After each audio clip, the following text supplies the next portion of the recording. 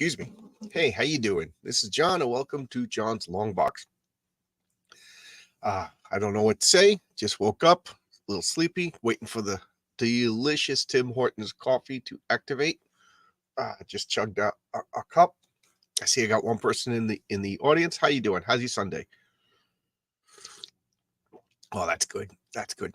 So yesterday, my wife and I raked the backyard out. We did something like 30 bags of leaves, and I think I hurt my back. Just throwing my back out. Oh, Lacey Lee is here. Lacey, she says the greatest thing in the world. She says coffee.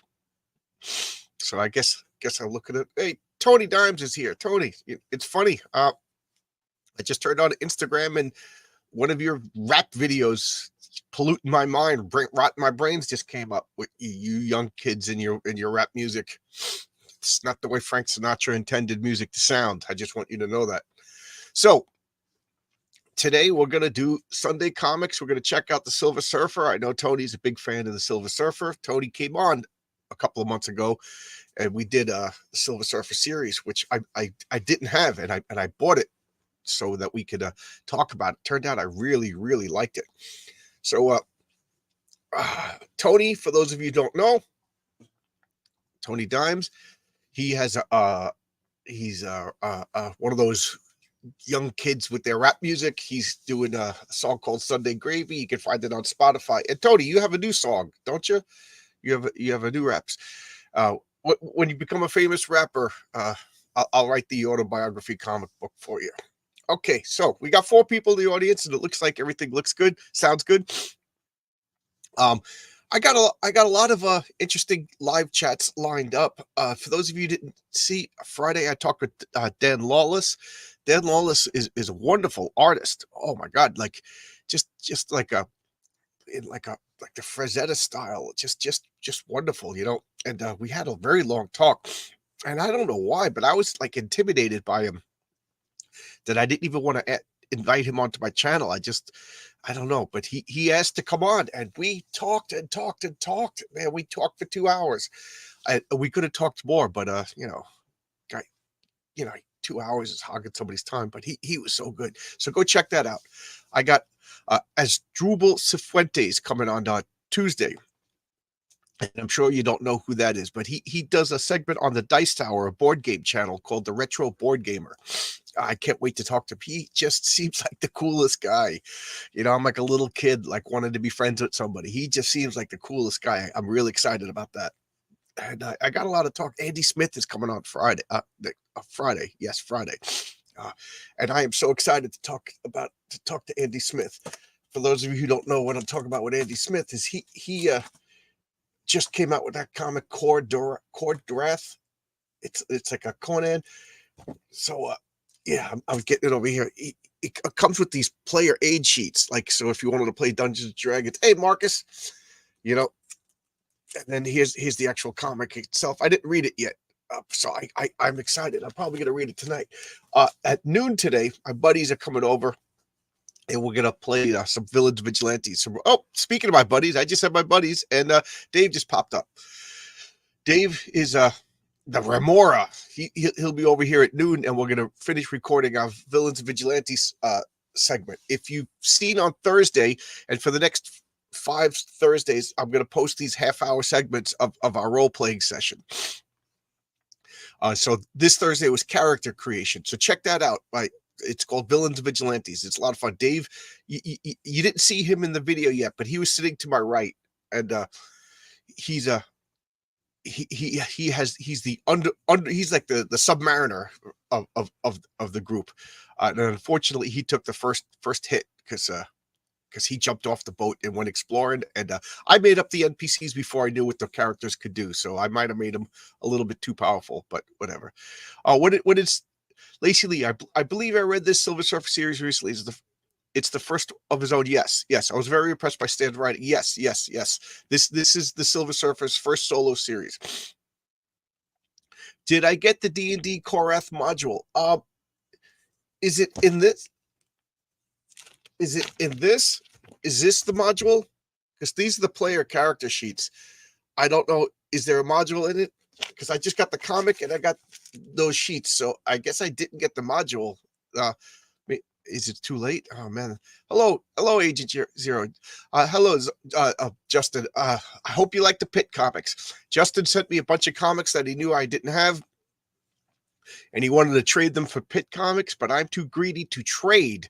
So I did the next best thing, which is probably better, is I bought him new Pit comics. I hope you are happy with the trade. And Marcus, wow, this is Sunday Comics. We get the comments are hopping. Wow. Thank you, everybody. Thank you. 7 people. Wow, this is excellent. So I'm talking about the Silver Surfer because some jerk off in Twitter, excuse my language, got me annoyed. We were talking about that store owner. Oh, good. I don't want anybody to be. I'm always afraid. I guess when you're an Italian from New York, ask Tony. He'll tell you your biggest fear is that people think you're cheap. You know, you don't want to come off cheap. And I just asked Matt Barr. I love Matt Barr. He's gonna do 2 pages of my comic books, and he said, "Name your price." He goes, "I want." Your comics gate. So you tell me what price. And I don't know. I think I might have lowballed him. I don't want to lowball anybody. I want to, I'm going to hang out with Andy and Dennis now. Cool. Tell them I missed the module. I don't know how it happened. And I want to pick one up. So I don't want to be considered cheap. That's the last of my, Italians were big tippers. Go into a restaurant, you want a bunch of goombas sitting at your table. They're gonna over tip you. They're gonna definitely over tip you. All right, so let's talk about this. So the reason why I'm doing the Silver Surfer is that guy Glenn O'Leary, who owns the Comic Palace in Massachusetts. They did the video. They cut 30-second off, and he's talking about self-inserts in comics. Out of all the things that you could complain about in modern comics, he took like a mild take that I don't think anybody should disagree with, and he still got slammed. So you say nobody wants to read about your life. Nobody wants to read about you as Captain America. They want to read about Steve Rogers as Captain America. And I think that's a valid criticism. And I don't know why anybody took him to task over that. So, I forget exactly what I said, but somebody said, well, the Silver Surfer is Stan's self-insert. And I said, no, he's not. Silver Surfer is Norrin Radd. And he showed a video of Stan Lee going, yes, the Silver Surfer was my mouthpiece. And I said to him, I guess you just don't understand. A self-insert and a mouthpiece are different. They sound the same, but they're different. A self-insert is when you literally make yourself the character. I said, first off, Stan Lee created the Silver Surfer, him and Jack Kirby. And if Stan Lee wanted to make him a self-insert, that's his business. He created the character, but he didn't. He made him his mouthpiece, meaning he's going to have the same viewpoints as Stan, but he's still not Stan. Pardon me for drinking my coffee. And I'm going to do a little bit of self-promote. Everybody hit like, share. I'm at 950. I got to make it to 1,000. This is my character, the Patriarch. He shares a lot of my political beliefs and social beliefs, but he's not me. He's not my self-insert. First off, look at that guy. I wish I looked like that, but he's not me. He's, and then again, issue 3 is going to have a character that is definitely not me. And then issue 4 or 5 will have a character that if it becomes me, I will be, I don't know. Comics will break your heart, kid. And that's what I'm trying to do with issue 4. But I digress. Let's get back to the Silver Surfer. So the Silver Surfer, and I just have to laugh because the viewpoints of the Silver Surfer is the Earth is so beautiful. Why are we fighting wars? Why can't we all just get along on this big, beautiful world? The Earth provide. Who disagrees with that? Who in their right mind is like, man, we should fight more. There should be more wars. We should destroy the Earth. So it's just freaking silly to consider Silver Surfer Stan Lee's self-insert. All right, so that made me think about Silver Surfer, and I didn't have a topic for Sunday Comics. So when I woke up, I was like, I'm going to get out my Silver Surfer. And this is in really good shape. Really good shape. Okay. This is the original. For those, somebody asked, and I forgot who asked. Yes, this is He's an interstellar hippie. Yes, I remember. I was working at a bar in Albuquerque, and this Heather. Oh my God, Heather was so beautiful. She was like, "Oh, my boyfriend likes the Silver Surfer, and I know all about him." I said, "Oh, so you know about the continuing adventures of intergalactic Jesus?" And then she looked at me like I was a freak, and she pretty much never spoke to me again. But that's what the Silver Surfer is. He's interstellar, the continuing adventures of interstellar Jesus, and I'll explain that as I go along. All right, so let's open up this book. And as you can see, I'm being very careful with this because I have to, because it's just so great muscle building tools. There we go. All right. The origin of the Silver Surfer. And it always made me laugh that he had these shorts on. Like should he look like an Oscar statue, just like a metallic being, or should he have the shorts? That's like, believe it or not, there's like some debate. I don't know. I always thought that the Silver Surfer was encased in like a silver substance, and if he needed the bits that were concealed by it, that would be, he could use the power cosmic and whip it out. Excuse him while he whips this out. What does Marcus say? Stan's take wasn't the same as yeah. They're different people. They're different people. It's funny because I daydream, I fantasize, like we all do. Like I got my comic. I'm in the process of being made, and when it comes out, let's just dream with me, dream with me, people. Dream that it's a big hit. Dream that it's such a big hit that I could hire Chuck Dixon to write my patriarch character in an ongoing series. His take is going to be different than mine. Chuck and I have very similar politics, but he's a different person. Of course, he's going to have different takes. He's probably going to have better takes. It'd be stupid not to listen to him. The guy's a phenom. So, you know what I mean? So Stan and Jack, first off, Jack was significantly older than Stan. It's funny because in my memory, I always put them at the same age. But Jack was a lot older than Stan. So, of course, they had different views. So let's look at this. One of comics' greatest collaborations, Stan the Man Lee and John Blood and Guts Buscema. Embellishment by Joe Sinnott, lettering by Sam Rosen. And then let's look at the indicia down here. Okay, 1968. So this comic is exactly the same age as me. Well, it's August 1st, 1968. I was born in December 1968. So this comic is a little bit older than me, and this comic is holding up a lot better than me. So look at this. Just wonderful, wonderful. And yes, this is a double-sized. And I want to move this coffee because you can imagine why. So we got this capsule crashing down, Silver Surfer, going after it. No background. We don't need it. And what is he doing? I'm not reading this, but you get the story. And John Buscema's storytelling is absolutely spot on perfect. Again, what's going on. He's rescuing everybody. And then, but look at all of these word balloons. Stan treated this comic like a lot different than all the other comics. This was, first off, in case you didn't notice, it's 25 cents.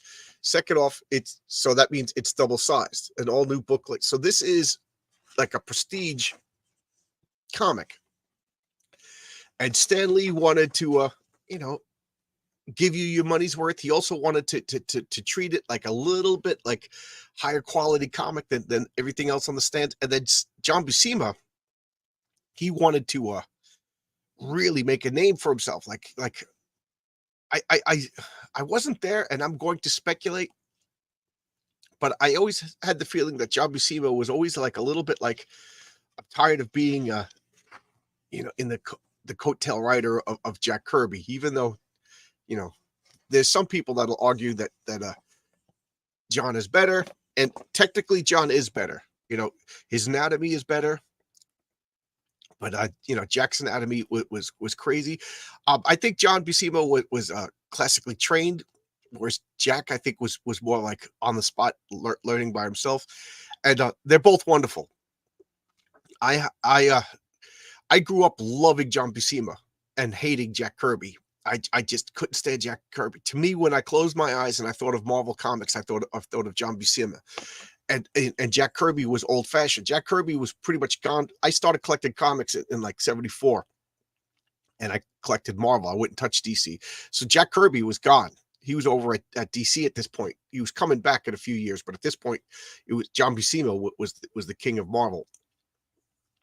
So I just loved it. Jack Kirby was old fashioned stuff. And it wasn't until like I was like 18 years old, I was like, yeah, I got to appreciate him for everything he's done. So I was like, I'm going to appreciate him. But that didn't mean I liked him. And then next thing you know, I'm looking at this stuff and I'm just like, this is just awesome. This is just, and now I'm a Jack Kirby fanatic. So that's my evolution of Jack Kirby. But and I think John Buscema gets overshadowed. And again, I'm not even telling you the story because you know the story. He rescued. They're treating him like an invader, and you know, and look at all the words. I could destroy them with a single cosmic blast, but to what avail? He's just going around, being the biggest drama queen in comics. Here we go. This is just him now. So he rescues somebody. He rescues this astronaut from watery death, and they fire on him, and now he goes off. And listen to this, So this is Stan Lee's mouthpiece. This is Stan Lee's self-insert, according to that jackass on Twitter. In all the galaxies and all the endless reaches of space, I have found no planet more blessed than this.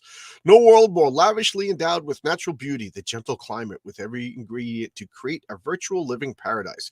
Possessed of rainfall in great abundance, soil fertile enough to feed a galaxy, and a sun ever warm, ever constant, ever symbolizing new life, new hope. It is though the human race has been divinely favored all over those who live. And yet, in their incontrollable insanity, in their unforgivable blindness, they seek to destroy this shining jewel, this softly spinning gem, this tiny blessed sphere which men call Earth. While trapped, look at him, his hand out, acting like Shakespeare over here. While trapped upon this world of madness, stand I!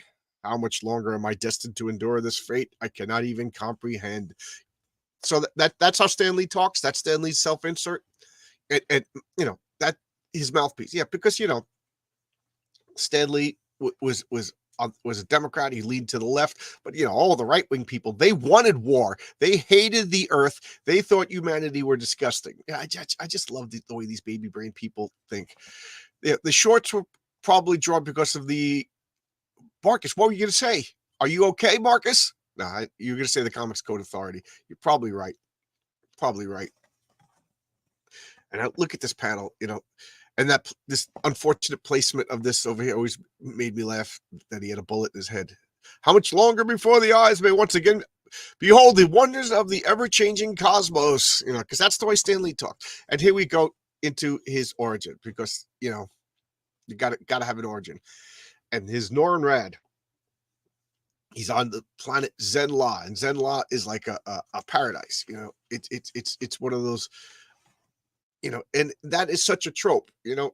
Zenn-La might as well be Wakanda. It might as well be Atlantis. It might as well be Atlan, the hidden refuge. It's just a Stan Lee, Jack Kirby trope, the hidden paradise. Yes, Marcus is alive. The shorts were probably drawn because of the Comics Code. Okay. Yes, probably. You're probably right. I got to do another video, an update video on the Comics Code. Just drinking my coffee. And here is John Buscema copying Jack Kirby over here. Again, the guy was probably a little annoyed of Jack being in Jack Kirby's shoes all the time.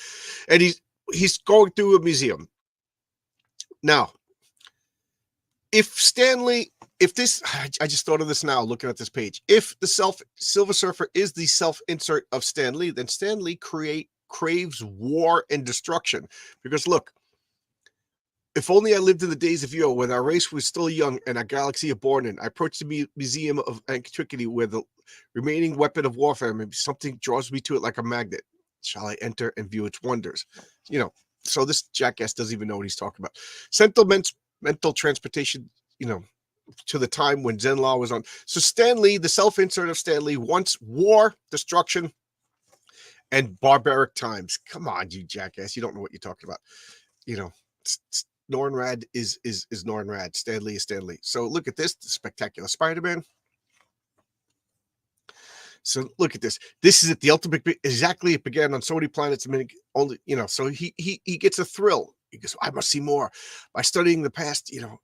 And that's the golden age of reason. He looks for, because he lives in a time of pure peace and a sublime contemplation.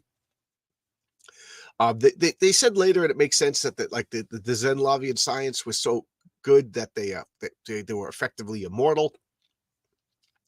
And here he is. He's looking at the last of the still remaining spaceships from when Zenla roamed the galaxies, and he wants to get on the ship and explore space. You know, he wants to leave. He wants to see. He wants to be challenged. So he's taking, and he's like, because we have Zenla who scattered our seed to the most distant stars, returned to never to venture forth again. For us, the age of space travel has died, never to be born again.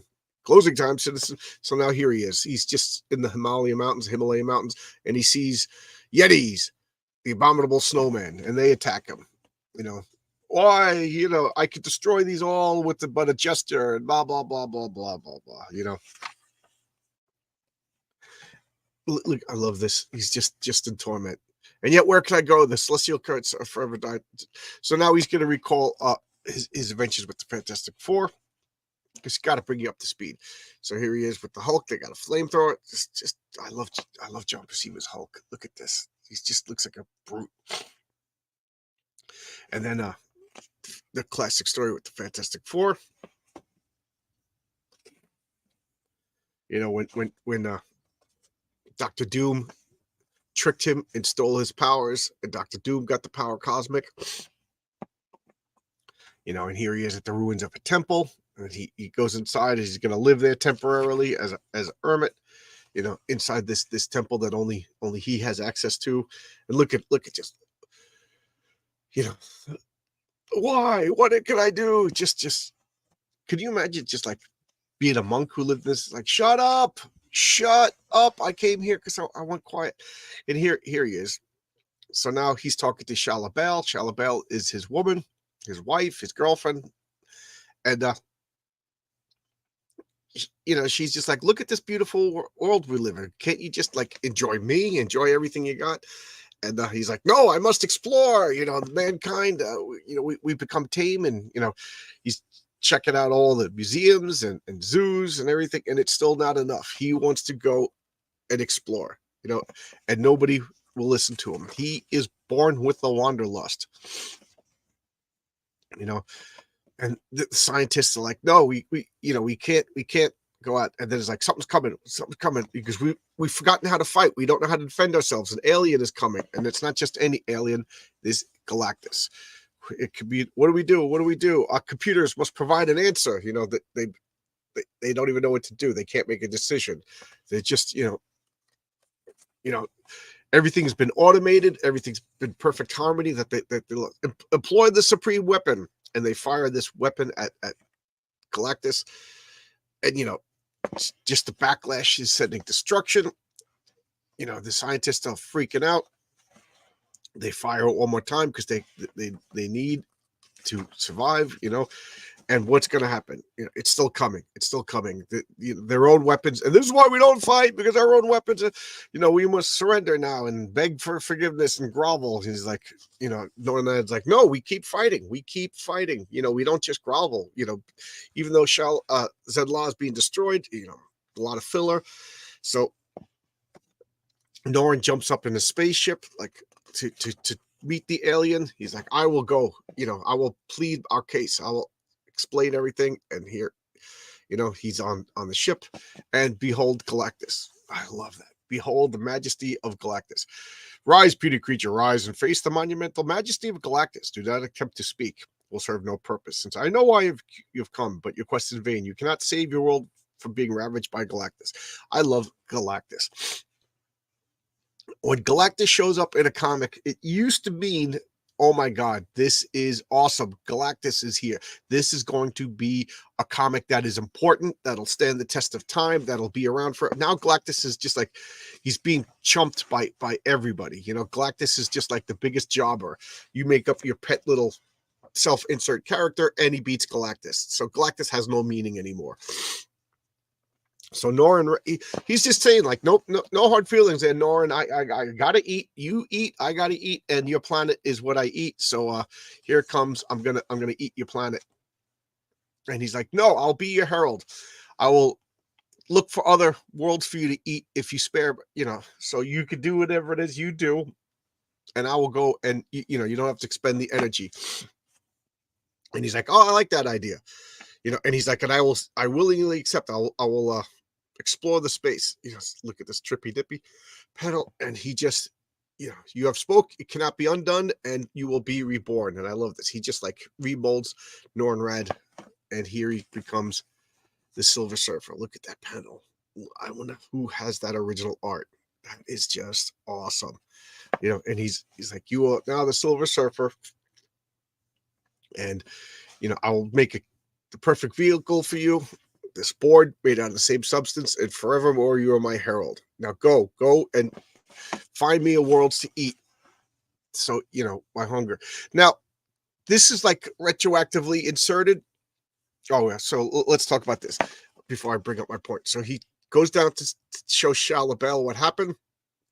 "I saved your world, but I have to leave now." And she's like, "We are never going to be together. I'll go with you. I'll go with you." And he's like, "You can't come with me. Why? Why can't you go with them? Why? Why can't he take her with her?" He took other girls later, but whatever. So now he's flying the worlds, finding other planets, and these planets are getting destroyed. So, shamed by your English. So I want to talk about this for a second. So, is Nornrad evil? He saved his world like he had to, but now he's leading Galactus to other worlds. So this made Silver Surfer an accomplice in Galactus's world devouring, world destruction. So he led Galactus to other worlds, and he led them to living worlds. So was Silver Surfer evil? That depends on your point of view. I'd say yes, because he's destroying sentient worlds, but at the same time, like, are we evil for eating cows? In the eyes of a cow, we are evil. And Tony Dimes and I talked about that when we did Fantastic Four. What was it? 260 once. I think it was 169 or whatever. The Trial of Reed Richards. And I conclude that Galactus is evil, and if cows retain sentience and we feast on cows will judge us the same way. So no, but they wanted to make him a pure-hearted, noble soul, so they retroactively said that Galactus erased his memory. So if he erased his memory, how did he go down to see Shia LaBelle? So after he said goodbye to Shia LaBelle, Galactus in his mercy erased his memory, and he only got his memory back after he rebelled from Galactus as an added torture of, now you feel guilty for all the stuff that you did. That works for me. So he comes to the Earth. He shows Galactus the Earth. Galactus like, this is going to be great. And then Silver Surfer sees that they look a lot like him. He meets Alicia, who reminds him of Shia LaBelle. And then the biggest Deus Ex Machina, the ultimate nullifier. The Watcher has the ultimate nullifier, and Reed finds it and chases off Galactus. To me, it was a crummy ending. I hated that ending, because it was just like, we created a foe so powerful, the Fantastic Four, so we literally made the god in the machine. You hold the means to destroy a galaxy, to lay waste to a universe. And Galactus gets a little ticked, and he hits Norn with the blast, and he's trapped by a force field. So you want this Earth, you're trapped in this Earth. So there you go. Look at him. I stand alone and forsaken on this hostile world. I have crested the waves of infinity, exiled forever upon this lonely sphere. But time is long and fate is fickle. My destiny still lies before me. Where it shall beckons, there shall ride the Silver Surfer. So that was his origin. Oh, and let's see, there was a comment over here. Even though I joked all the time about how whiny he was, I thought the writing was, yes. This is some of Stan's best writing. And if you ask me, this is some of John Buscema's great art. And I did a showcase on issue 4 where John Buscema had drew Thor in the Silver Surfer fighting. That is just, and I will get to the backup story in a second. Let's just, okay, the wonder of the Watcher. Okay, so I'm just going to close this for a second. I'm going to opine some thoughts, and then I will get to the backup story. So, John, I talked about in issue 4, John Buscema really, he considered this like his magnum opus. He wanted this to be like the comic that he was going to be remembered for. For the first time, he was getting a comic from the beginning He wasn't taking a comic that Jack Kirby had left, so this, and it was a double sized, Stan was really writing up a storm. So this was going to be it. So he drew the hell out of the series. And he went to the Marvel headquarters, and he put the artwork into Stan Lee's hands for issue number 4. And Stan looked at it and said, "This doesn't look like Jack. This doesn't look like Kirby's." And Buscema, like, I wasn't there, but I bet you $1,000,000 Buscema just, like, that was it. A switch just went off. He was just like, why bother? I'm not going to say he phoned it in after that, but I'm going to say that, like, a spark went out, like, just one sentence crushed this guy, just a word of encouragement, like, wow, this is good. And it was good. I'm sure Stan liked it. But that's one of the few, like, stories of like Stan that makes me mad. Just a little attaboy. That's all. John wasn't asking for a raise. He wasn't asking for, like, worship or anything. He was just asking for an attaboy. We all just want an attaboy, and all he got was, that doesn't look like Kirby. That doesn't look like Kirby. Just how that breaks my heart. I only started reading comics about 2 years ago, so I read this moderately recently. So recently, George. Yeah. And now, before I go to the backup story, I'll tell you a little bit about my thoughts on the Silver Surfer. I hated the Silver Surfer. I hated the Silver Surfer for so long. Why? Because when you're a little kid, you don't care about the writing, costumes and the package, So like Spider-Man, what a great costume, jumping around the way he looked. The Hulk was this embodiment of rage. Thor just looked so cool. Superman, Batman, but the Silver Surfer was this white guy on a surfboard in space. The Hulk, it's a ridiculous concept, to the point I remember must have been second grade. Me and kids, we were just drawing. We were just sitting at our desk drawing. It was like some free time.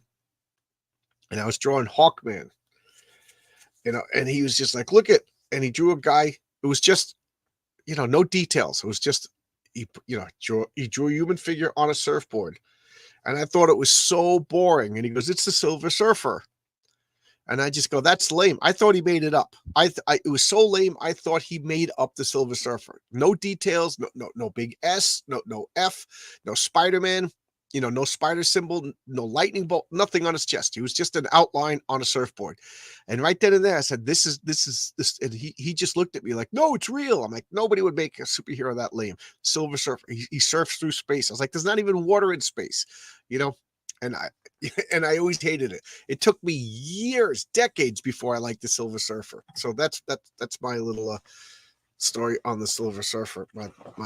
My background, my context. So here's Stan's soapbox. Stan's soapbox over here. T-shirts. I love that Captain Marvel. That's the original. That's what Captain Marvel looked when he debuted. I'd love to get some of these shirts. And now the Wonder of the Watcher. So now we got a Marvel cameo classic recreated by Stan Lee and Gene Colan. It's over. There's no more Heartbeat. The first of a fantastic new series. All right. So we got doctors, and we got the Watcher being a creep in the background. I don't know. Gene Colan is a master. Just look at that.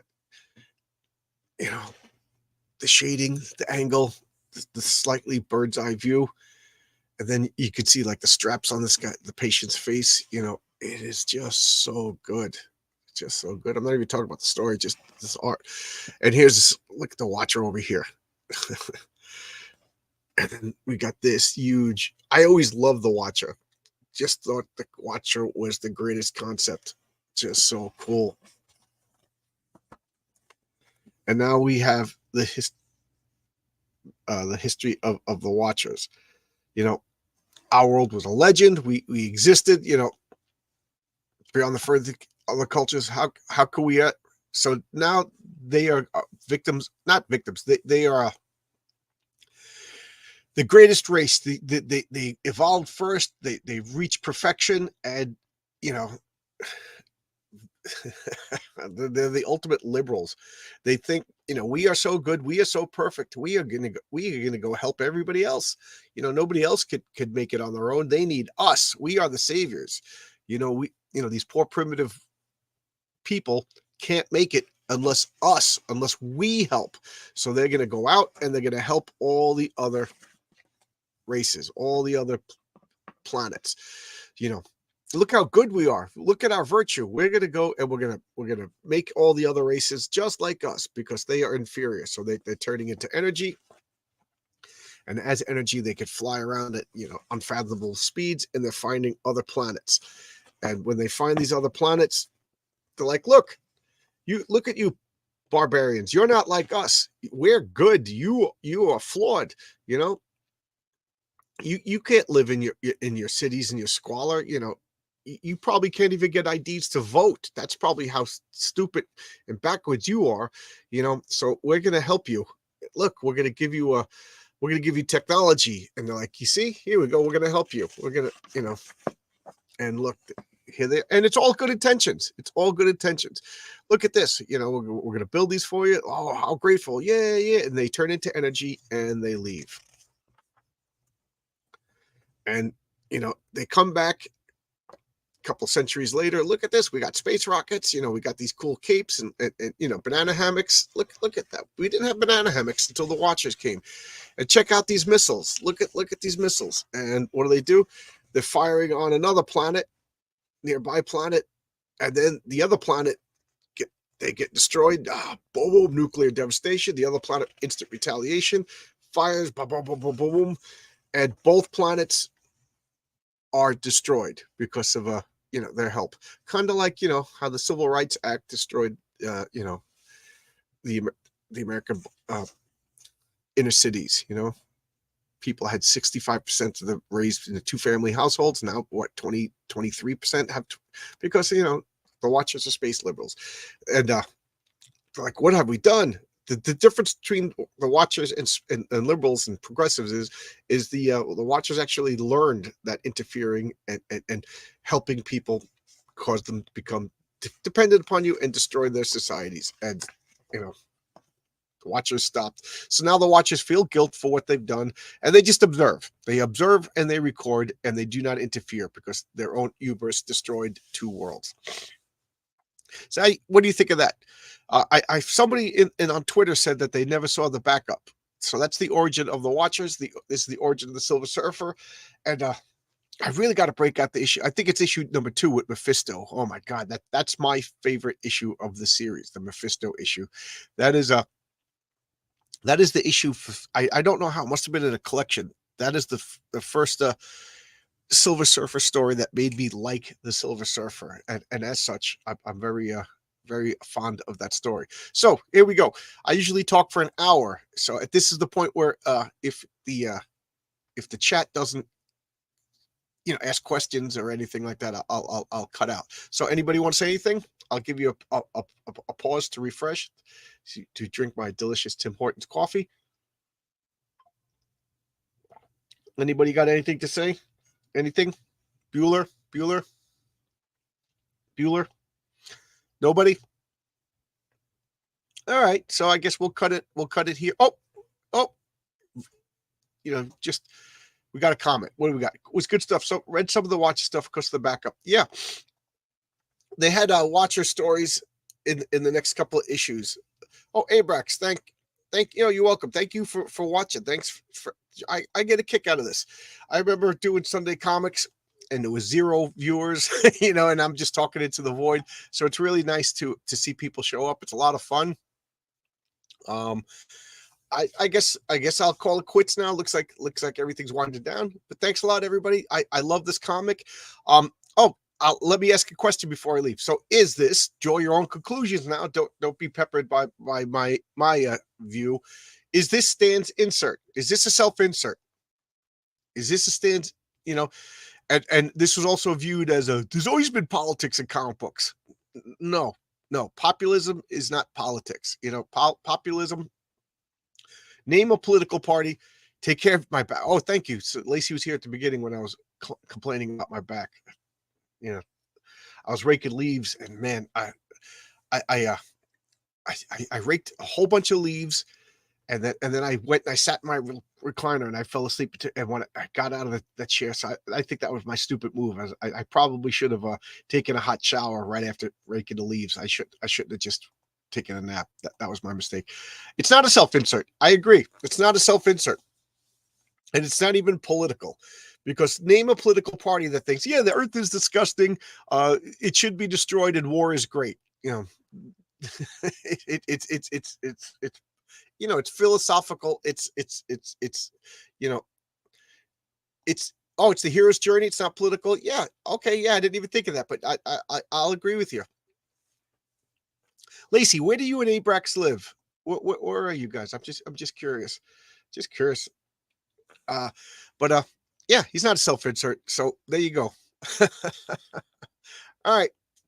I'm gonna get going. I got to start cleaning up this place because at noon I got buddies coming over. Dave, who's in the chat, they're gonna be coming over. We're gonna play some villains and vigilantes, finish up the story. All right. So thanks a lot, everybody. This was a lot of fun. This is a series that I really love. Oh, Top of Vermont. Top of Vermont. Okay. All right. Thanks a lot, everybody. Bye bye.